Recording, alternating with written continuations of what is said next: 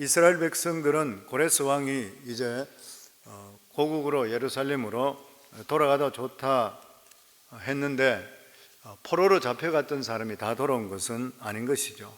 왜냐하면 대부분의 사람들이 그 당시에 이 바벨론 여기저기 모두 다 흩어져 살고 있었습니다. 더더욱이나 70년이라는 세월이 흐르게 되니까 그것에 다 기반을 잡고 살았던 것이요. 예를 들어 우리 미국과 우리가 이민 와서 있는 것과 똑같다 생각하면 됩니다. 이민 왔더라도 여러 지역이 다 퍼져 있는 것이요. 그들은 마음적으로는 예루살렘으로 돌아가고 싶었지만 현실적으로나 환경적으로 움직이기가 참으로 힘들었습니다. 그래서 고레스 왕이 유대인들에게 고향으로 돌아가라 이렇게 포고령이 내렸을 때 예루살렘에 돌아온 사람은 종들까지 합쳐서 5만 명이 채 되지를 않았습니다. 이 5만 명이란 그러한 숫자는 모세가 출애굽 때 비교하면은 참 실망스러운 그러한 숫자인 것이요.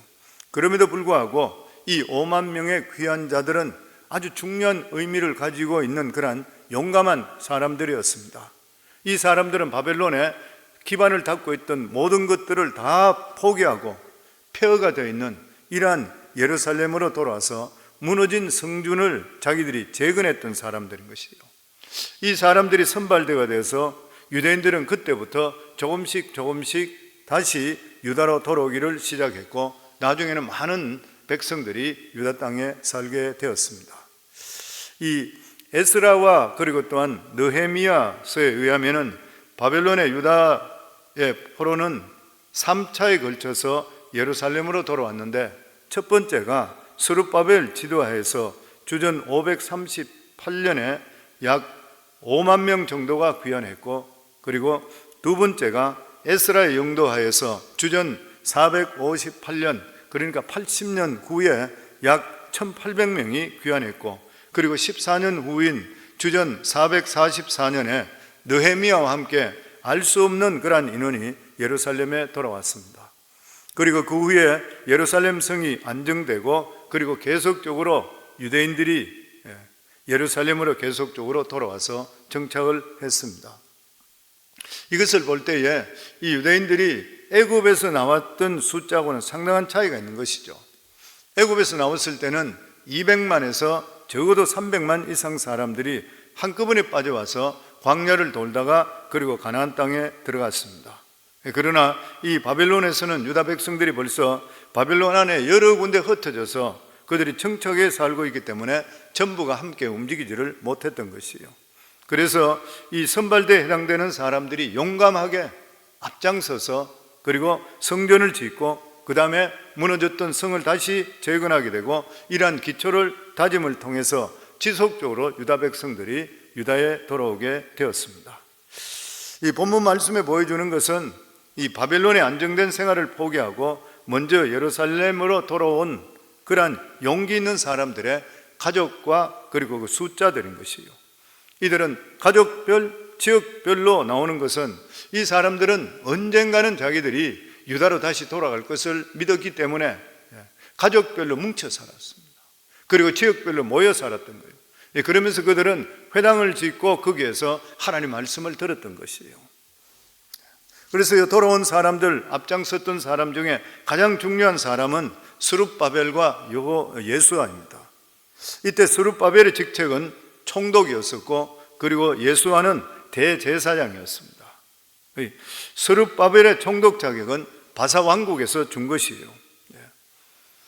그러니까 이것은 이러한 직책은 하나님의 일을 하는데 굉장히 중요한 것이에요. 이런 것을 볼 때에 우리들도 마찬가지로 이 세상에 살아갈 때 세상에 뭐 지위나 이런 거 필요 없다 그렇지 않습니다. 우리도 이 세상에 살아갈 때에 어떤 직책이든지 자격은 굉장히 중요한 것이에요. 왜냐하면 그 직책과 자격에 따라 영향력이 크기 때문인 것이에요. 그래서 우리 성도님들 자녀들 위해 기도할 때 시대를 이끌어 나가는 뭐 대법관들도 나오고 미국의 대통령도 나오고 정치적인 지도자, 영적인 지도자, 경제적인 지도자, 문화적인 지도자 뭐 이런 지도자, 사회대들 지도자들이 나와야 된다고 하는 그런 이유가 뭐냐면 믿음의 사람으로 영향력을 끼치기 위해서인 거예요. 공부를 잘하고 돈을 많이 버는 이유도 하늘나라 확장시키기 위해서인 거예요. 비실비실 거리며 남들한테 돈을 꾸고 다니면서 그리고 매일 살아가는 삶이 별 볼 일 없으면서 남들에게 큰 영향력 끼치기 힘들어지잖아요. 물론 예수 믿는 것 자체만 하더라도 그건 큰 복이지만, 그렇더라도 이 세상에 살아갈 때에 이러한 어떤 위기가 있고 다시 할 때는 하나님께 들어서는 사람들이 있는 거예요. 저는 우리 성도님들과 성도님들의 자녀들이 하나님의 서실 때 이러한 주역이 되기를 주의 이름으로 축원합니다. 결국 이 스룹바벨은 다윗의 혈통입니다. 마지막에 하나님께서 회복시킬 때 다윗을 통해 회복시키는 거예요. 다윗의 후손의 역할을 충분히 해냈습니다. 다윗의 후손이 얼마나 중요한 사람인지 유다 역사를 통해 우리가 너무나 잘 알고 있는 것이에요. 다윗의 후손은 한 사람 한 사람 자체가 부흥을 일으킬 수 있는 가능성을 가지고 있는 사람인 것이에요. 그런데 이런 것을 깨닫지 못하게 되고 세상 따라 살게 될 때는 그 가치를 인정하지 못하고 오히려 멸망당하는 것입니다. 스룹바벨이라는 이름은 바벨론식 이름입니다. 또 바사가 임명한 총독이었지만 하나님 앞에 바로 서게 되니까 다윗의 역할을 충실하게 하게 되었던 것이에요. 성경에 보면 이런 이름들이 많이 있습니다. 다니엘은 벨드사살이죠. 하나냐는 사드락, 미사엘은 메삭. 이름들이 전부 다가 바벨론식 이름인 것이에요. 요셉도 애굽 이름이 사브낫 바네아. 그런데 성경의 여러 족보에 다윗의 자손 중에 바벨론식 이름을 가진 이 스룹바벨이 당당하게 올라가 있다는 거예요. 그래서 우리가 이 세상 살면서, 미국에 살면서 이름 바꾸고 가는 건 별 문제 될 수 없습니다. 자기 자신이 어떤 마음을 가지고 사느냐, 이게 중요한 일인 것이죠. 그러나 이 스룹바벨 혼자서 이 모든 일을 다 한 것은 아닌 것이죠. 예수아라고 하는 아주 중요한 제사장이 함께 했습니다. 하나님께서는 하나님 일을 시킬 때는 우리의 연약함을 아시고 반드시 하나님의 사람을 붙여주시게 되어 있습니다. 그래서 함께 하나님의 뜻을 이루게 만드는 것이요. 이 예수아가 얼마나 중요한 사람인가 하면 스가랴서 3장에 따로 이 스가랴가 본 환상이 나오는데, 하루는 스가랴가 보니까 대제사장 예수아가 아주 더러운 옷을 입고 있는 거예요. 이때 사단은 이 예수아를 업신여겨서 이것은 불에서 꺼낸 걸린 나무다, 불에 타다가 만 걸린 나무라는 거예요. 그러면서 조롱했습니다. 보기도 싫고 아무 쓸데도 없다는 거예요. 대제사장 예수아를 큰 옷을 입고 있는 그 모습을 보고 나서 그런 이야기를 했습니다. 불에 타다가 꺼져버렸으니까 보기에도 시커멓고 보기도 싫을 뿐만 아니라 속이 타버리기 때문에 이 나무는 다시 소생하고 재생할 수 있는 기회가, 그럴 수가 없는 것이에요. 보면 이렇게 죽은 나무에는 싹이 날 수가 없는 것이에요. 그러니까 아무 가능성이 없다는 것이에요. 그러나 하나님께서 천사에게 이 더러운 옷을 벗기고 새로운 아름다운 새 옷을 입히라고 하시며 하나님께 이렇게 말씀합니다. 내가 내 종에게 순이 나게 하겠다 그랬어요. 순은 심히 나약하고 연약하지만 싹이 나고 나면은 많은 열매를 맺게 되는 것이에요. 그러니까 죽었다고 생각한다 하더라도 하나님께서 함께 하시면 얼마든지 살아날 수 있게 되는 것이고, 결과적으로 이 예수아를 통해서 바벨론 포로로 돌아와서 지은 성전을 짓게 되고, 그런데 실제적으로 이 성전은 아주 불안정한 그러한 성전이었죠. 그런데 중요한 것은 이 성전의 순이신 예수 그리스도께서 오셔서 모든 것을 깨끗하고 완전케 해 주셨던 것이에요. 결과적으로 바벨론에 돌아온 사람들이 지은 성전은 완전한 성전이 될 수가 없는 것입니다. 그리스도께서 오시기 전까지의 등대 역할을 하게 되었던 것입니다. 결국 이 스룹바벨이나 예수아는 대단히 용기 있는 그런 사람들이었습니다. 바벨론에서 예루살렘으로 오는 그 과정에는 강도나 도둑이나 이런 것들이 우울했었고, 또 뿐만 아니라 예루살렘에 돌아와서도 수많은 대적들이 있었습니다. 그럼에도 불구하고 그들은 등대 이 성전을 세우는데 성공했던 그러한 사람들입니다. 그러나 이들이 도착하자마자 바로 성전을 짓지 못했습니다. 그들이 예루살렘에 돌아왔을 때에 아무것도 없는 그러한 폐허였었습니다. 그들은 성전을 짓는 것이 여러 가지 도전이 있고 여러 가지 자기들이 반대 있고 이런 일들 때문에 그들은 성전 짓는 것이 불가능하다 생각해서 10년 동안 중단했었습니다. 그러다 학개서에 보면은 학개 선지자의 심한 책망을 받고 나서 다시 힘을 얻고 그리고 나서 성전을 건축했습니다. 그래서 그 당시 상황을 학개서를 통해서 잠깐 알아보고 넘어가도록 하겠습니다. 학개서를 보면은 이 스룹바벨과 예수아는 바벨론에 돌아서 제일 먼저 했는 것은 무너진 성전을 건축하는 것이요. 그러나 이 일이 사마리아인들의 이 방해 공작을 통해서 중단되게 됩니다. 왕이 바뀌게 되고 그 왕에게 제소하게 되고 이렇게 됨을 통해서 중단되게 되었던 것이요. 그러자 백성들은 점점 성전 짓는 것은 잊어버리고 자기 생활에 빠져들기를 시작했습니다. 각자가 자기 집을 짓고 자기 농사를 짓는 데 빠져서 성전 짓는 것은 까마득하게 잊어버리고 말았던 것이요. 그러자 하나님께서는 유다의 두 지도자 스룹바벨과 대제사장 여호수아를 학개 선지자를 통해 책망합니다. 도대체 지금 너희가 하는 일이 무엇이냐? 너희에게 가장 중요한 성전은 폐허로 내버려둔 채 도대체 지금 너희들은 무엇을 하고 있느냐? 학개서 1장 4절에 보면 이 성전이 황폐하였거늘 너희가 이때 편백한 집에 거주하는 것이 옳으냐? 편백한 집이라는 것은 가건물이 아니라 완성된 집. 그러니까 건물은 지금 성전은 지금 짓다 말아버렸는데 너희들은 집을 이렇게 새 집을 계속 짓고 너희들이 지금 거주하고 있느냐? 다시 말해서 하나님의 성전이 이렇게 버려져 있는데 너희 집에서 너희 집터는 어떻게 완성시켜서 너희가 살아갈 수 있느냐? 가장 중요한 성전이 미완성이었다면 너희 집들도 당연히 가건물로 살아야 될 것이 아니냐? 성전을 완성시킬 의지가 있어야 되지 않느냐? 어떻게 왕의 조서가 내려오자마자 기다렸다는 듯이 무섭게 내팽개쳐버리고 너희 집들만 완성하고 편하게 살려고 하는 것인가? 하나님께서 유다 백성들에게 요구한 것이 무엇인 것이? 이건 오늘날 우리에게 요구하는 것 똑같습니다. 성전을 우리 삶 속에 가장 앞자리에 두라는 것이요. 성전이 제대로 세워지지 않으면 다른 일을 제대로 할 수도 없는 것이고, 그리고 제대로 할 수 없어야 정상이라는 거예요. 내가 신앙생활을 올바로 하지 못하면 딴 일이 손에 잡히지 않는 것이 정상이라는 거예요. 그 당시에 아무리 아닥사스다 왕의 명령 때문에 성전을 못 짓게 한다 하더라도 왕이 명령이 내려왔다 해서 너희 집부터 완성해놓고 편안하게 살려고 하는 것은 우선순위가 잘못되었다는 것이에요. 미국의 청교도인들은 신앙의 자유를 찾아 미국에 왔을 때에 자기들의 집을 짓기보다 교회부터 먼저 지었습니다. 이것은 신앙의 자유를 찾은 자들의 우선순위였던 것이요.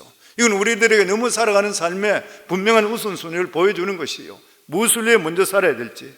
그래서 하나님께서는 먼저 그들 자신의 행동에 대해 깊이 생각해 보라 그랬습니다. 학개서 1장 5절에 보면 그러므로 이제 만군의 여호와가 이같이 말하노니 너희는 너희 행위를 살필지라. 우리 행위를 살펴보라 그래요. 하나님께 지금 너희가 공사를 중단한 데는 분명히 표면적인 이유가 있다는 것을 나도 인정한다. 그러나 더 진정한 이유는 어디 있는지 너희들이 한번 생각해 봐라. 우리들도 핑계댈 게 너무 많아요. 신앙생활 핑계댈 게 참 많아요. 근데 너희가 진짜 중요하게 생각하는 것이 무엇이냐? 흩어져 있는 내 백성들의 영혼 구원이 먼저냐? 아니면 네 자식 키우고 농사 잘 짓고 배부르고 등 뜨시게 사는 것이 먼저냐? 표면적인 이유 말고 진짜 이유를 너희들이 정직하게 생각해 보라. 진짜 성전 건축을 중단한 이유가 어디 있습니까? 하나님에 대한 열정이 식어버리기 때문에요.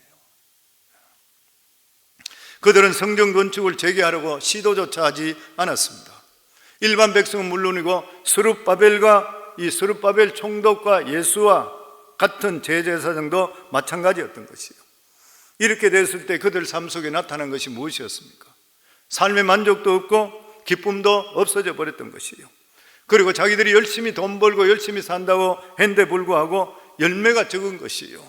그래서 학개서 1장 6절에 보면 너희가 많이 뿌릴지라도 수확이 적으며 먹을지라도 배부르지 못하며 마실지라도 흡족하지 못하며 입어도 깨끗하지 못하며 일꾼이 싹을 받아도 그것을 구멍 뚫어진 전대의 넘이 되었느니라.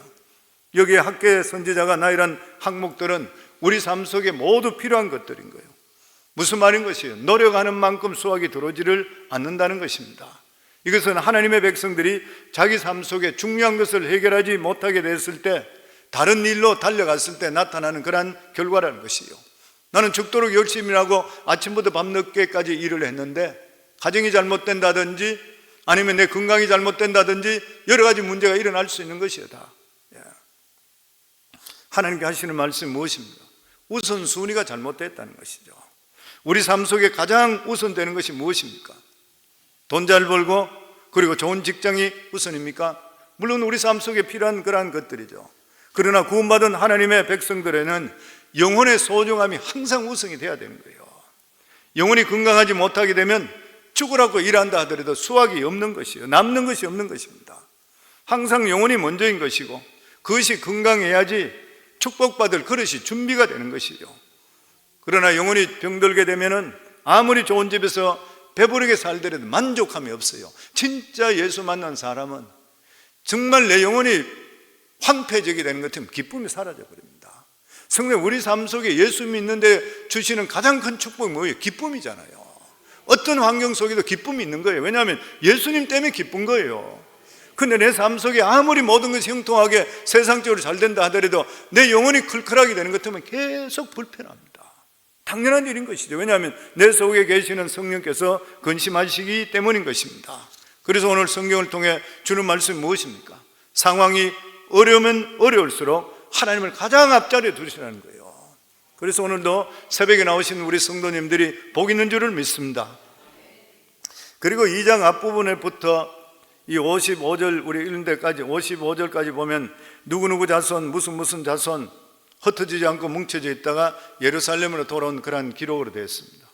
그런데 이 55절에 나오는 사람은 놀랍게도 솔로몬 때 잡혀와서 성전에서 부역을 했던 사람들의 이름이 나옵니다.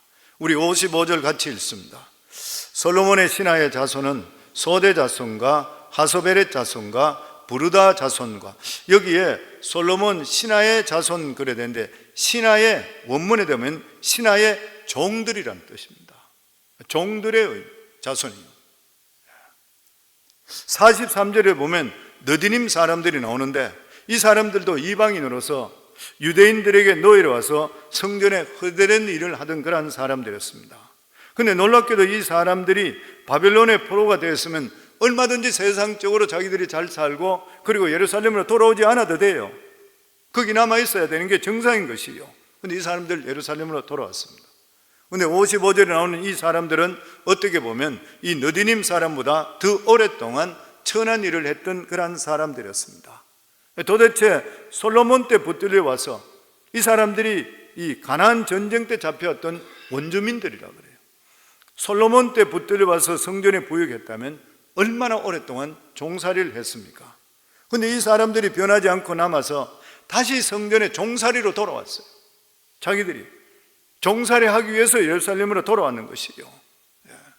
그들은 이렇게 할 수 있던 그 이유가 뭐냐면 성전에 종살이 했지만 하나님을 알게 되는 축복이 얼마나 크다는 걸 알았던 거예요. 우리가 잘 알고 있는 시편 84편 10절에 보면 주의 궁전에서의 한 날이 어느 곳에서의 첫날보다 나은즉 악인의 장막에 사는 것보다 내 하나님의 성전 문지기로 있는 것이 좋사오니. 이 마음 변하지 말아야 돼요. 성도님들, 우리가 은혜 받고 나서 하나님 정말 세상의 어떤 것보다도 나는 성전에 하루 있는 것이 더 좋습니다, 이 마음이 절대로 변하지 말아야 되는 거예요. 시편 저자는 말하기를 세상에 첫날 사는 것보다 하나님 집에 하루 사는 것이 좋고, 장소로 말하면 악인의 집에서 편안하게 있는 것보다 하나님 집에서 문간을 지키는 자가 더 좋다는 거예요. 직분으로 말하면 내가 어떤 회사의 큰 회사의 사장으로 있는 것보다 하나님 나라에 그리고 교회에 가장 작은 직분을 맡은 청지기가 더 보람이 있다는 것이에요. 이거는 참으로 행복한 그리스도인의 고백인 것입니다. 여기에 행복의 극치가 있고 인생 문제의 해답이 있는 것이요, 이런 심정을 가지고 살아가는 사람이 인생의 최고 복받은 사람인 거예요. 우리는 성전을 사모하며 그리고 신앙을 회복해야 됩니다. 늘 우리 성도들이 제가 말씀드리죠, 하나님의 전을 사모하고 그리고 교회를 사랑하시라고. 항상 그렇게 하셔야 됩니다. 교회 상처를 주시지 마시고, 그리고 항상 교회를 사랑하고 하나님께 감사하고, 그러면 하나님을 사랑하는 거예요. 성도는 우리가 하나님 눈에 보이시지 않지만 하나님은 어디든지 다 계시잖아요. 편재하신 하나님이신 거예요. 예수 그리스도의 몸을 사랑하는 사람은 예수님을 사랑하는 것이에요. 그리고 살아가는 삶의 모든 중심이 교회 중심적으로 사는 사람, 하나님 그 사람 축복해 주시게 되어 있는 것이에요, 보면. 그리고 59절 말씀입니다. 우리 같이 읽겠습니다. 델멜라와 델하르사와 그룹과 앗단과 인멜에서 올라온 자가 있으니 그들의 조상의 가문과 선조가 이스라엘에 속하였는지 밝힐 수 없었더라. 이 사람들은 예루살렘에 돌아오기는 했는데 족보가 분명치 않은 사람들이에요. 결국 이 사람들은 혼혈족이든지 아니면 이방인들 사이에, 유대 사이에 끼어들었던 그러한 사람들입니다. 어쩌면 족보를 소홀하게 여겨서 그리고 족보를 잊어본지 모르는 그러한 사람들이었습니다. 한국도 가족 개념이 강해 족보를 중요시 여깁니다. 지난 주일날은 우리 방송팀 모임에 저도 같이 초대를 받아가서 그곳에가 이야기하다가 보니까 그중에 우리 집사님 방송팀장이 나하고 같은 종씨요. 본도 똑같아. 그러면서 목사님 저는 어디 무슨 공파인데 어느 파입니까? 나는 모르겠어요. 이야기를 할 수가 없더니 난 잘 모르거든 보면. 한국에서도 이렇게 족보에 대해서 중요하게 있는데 이스라엘은 대단했습니다. 이 사람들은. 그래서 족보에 이름이 올려있지 않는 사람은 정식 가족이 아니기 때문에 문중 제사든지 그리고 중요한 행사에 한국서도 잘 끼워주지 않는다 그래요. 이스라엘은 두말할 필요 없는 것이죠. 이스라엘 자손들은 성전 제사를 드릴 때 가족 단위로 드리기 때문에 족보가 중요했고, 특별히 중요한 것은 이러한 족보가 확실한 사람이 제사장이 되는 거예요. 그래서 결국 계보가 분명치 못한 그러한 사람들은 제사장 되는 자격이 주어지지를 않았습니다. 우리 62절, 63절 같이 읽습니다. 이 사람들은 계보 중에서 자기 이름을 찾아도 얻지 못하므로 그들을 부정하게 여겨 제사장의 직분을 행하지 못하게 하고, 방백이 그들에게 명령하여 우림과 둠빔을 가진 제사장이 일어나기 전에는 지성물을 먹지 말라 하였느니라. 이 제사장은 하나님과 그리고 백성을 연결시켜주는 사람이기 때문에 소속이 불분명한 사람은 제사장이 될 수가 없는 것이에요. 그리고 자기가 제사장의 가족이라 주장한다 하더라도 그 일을 못하게 했습니다. 우림과 둠빔 가진 자 누구예요? 대제사장이 있기 전에는 지성물도 먹지 못하게 되는 것이에요. 그런데 대제사장이 세워지면 이러한 불분명한 것도 해결되는 것입니다. 이렇게 해서 1차로 바벨론 포로로 돌아온 사람들은 유다 백성들만 42,360명, 그리고 노비가 7,337명이라고 그랬습니다. 대략 5만 명이 조금 못 되는 것이에요. 그런데 여기서 궁금한 것은 유다인들은 망해서 바벨론으로 잡혀갔는데 어떻게 해서 노비를 7,000명이나 데리고 왔냐는 거예요. 학자들이 이야기할 때에 유대인들이 바벨론에 포로로 갔을 때는 빈손으로 갔습니다. 끌려갔으니까, 잡혀갔으니까. 그런데 바벨론에서 각자 사는 동안에 사업도 하고 물질적으로 복을 받은 사람이 굉장히 많다 그래요. 그래서 노예로 붙들려 갔던 사람들이 노비를 이렇게 많이 들 정도로 부자들이 많았다 그래요. 그래서 그만큼 잘 살기 때문에 예루살렘으로 돌아오는 사람들이 적었는 거예요. 왜냐하면 바벨론에서 정착에 잘 살고 있기 때문에 굳이 예루살렘으로 다시 돌아와서 고생하고 싶지를 않았기 때문인 것입니다. 저는 이 말씀이 우리들에게도 주시는 굉장히 귀한 교훈입니다. 우리들의 후손들도 만약에 신앙을 심어주지 않게 되면 앞으로 70년, 100년 후에 과연 무엇이 남게 되는 것입니까?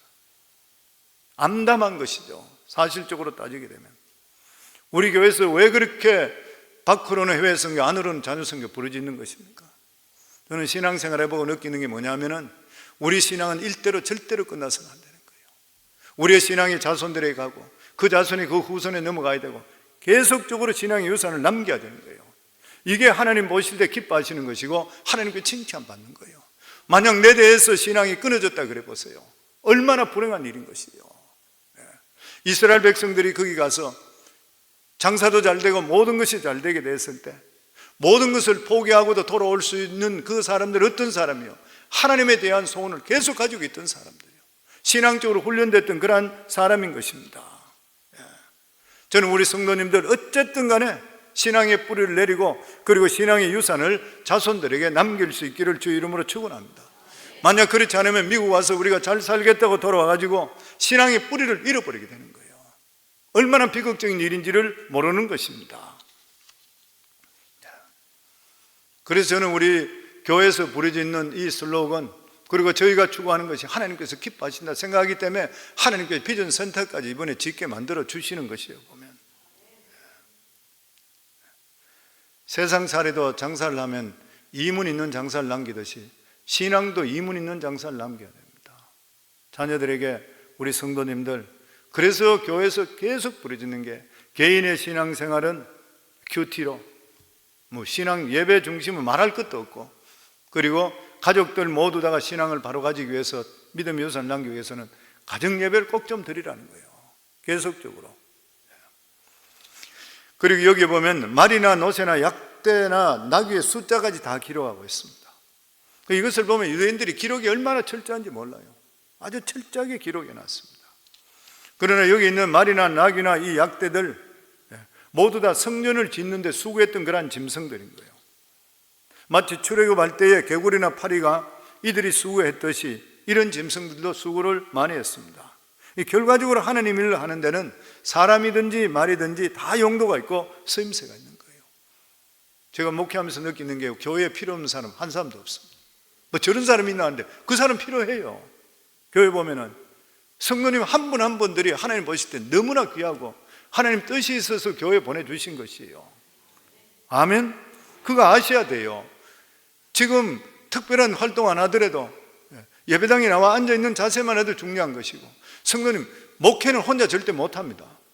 성도님들이 호응 없이 어떻게 할 수 있어요? 새벽기도도 혼자 할 수 있어요? 새벽에 성도들이 나와야 되잖아요. 주일날도 마찬가지잖아요. 성도들이 같이 나와서 같이 호응하면서 같이 예배 드리자는 것이에요. 어떤 분은 그렇게 이야기해요. 나는 교회 한 사람이 없더라도 나는 교회를 지키겠다. 천만에 목회자가 잘못된 것이죠.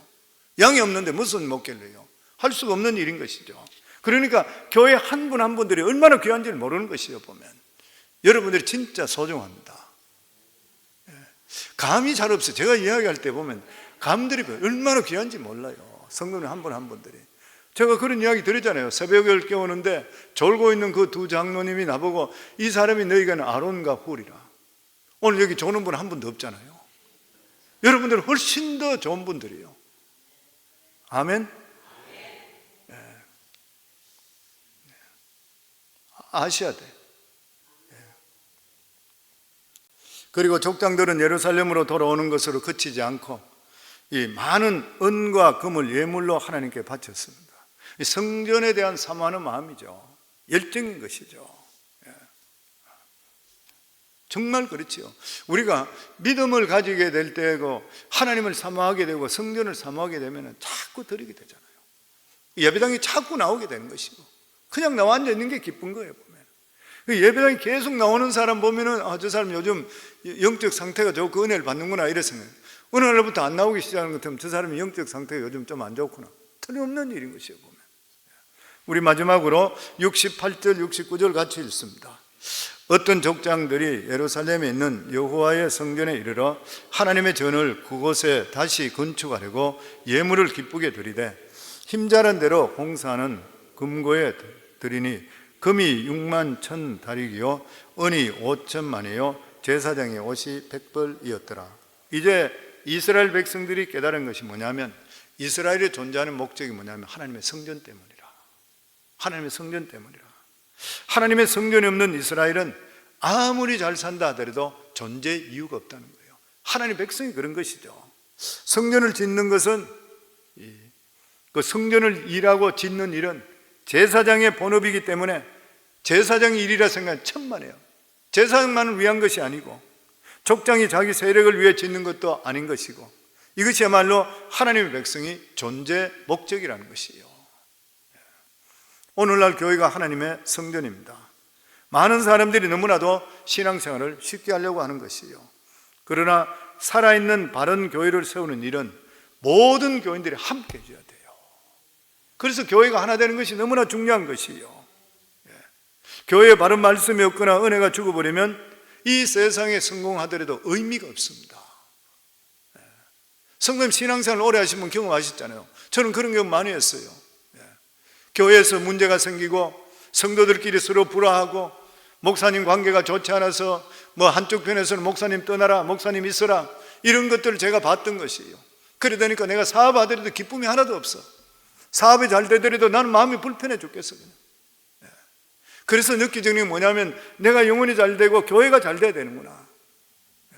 저희가 처음에 교회가 시작되고 지금까지 계속 기도하는 그것입니다. 하나님, 우리 성도들 행복하게 해주세요. 목회자들 때문에 마음적으로 상처받는 일이 없도록 하시고 그들이 기쁘게 신앙생활을 하게 해주세요. 그래서 제가 목회하면 지금까지 이야기하잖아요. 교회 잘못은 누구 잘못이냐? 두말할 것이 첫 번째로 목회자 잘못입니다. 두말할 필요가 없는 것이죠. 장로 잘못, 권사 잘못 천만에요. 목회자가 금식하고 엎드려 기도하고 하나님 뜻 가운데 바로 살려고 그러면 누가 감히 건드려요? 건드릴 수가 없는 일인 것이죠. 그러니까 첫 번째는 항상 리더예요. 리더의 잘못인 것이죠. 바로 서야 되는 것입니다. 그리고 우리가 하나님의 일을 하기 위해서는 몸과 마음과 정성을 다 해야 돼요. 그리고 더더욱이나 선구적인 일을 하는 그러한 사람들은 모든 것을 다 바쳐서 희생합니다. 다 바쳐 희생하잖아요. 그리고 나머지 사람들은 그 열매를 먹는 것이에요, 보면. 그런데 오늘날 신앙인은 어떻습니까? 희생을 안 하려고 그래요. 열심을 내려고 하지를 않는 것이에요. 남들이 다 닦아놓은 열매 따먹으려고 그래요. 저희도 교회 건축한다 그러니까 일부 어떤 사람은 떠난 사람도 있어요. 헌금 나가니까 헌금하기 싫어 떠나버렸대요. 딴 사람한테 그런 이야기를 하더래요. 그러니까 무슨 복을 받겠어요?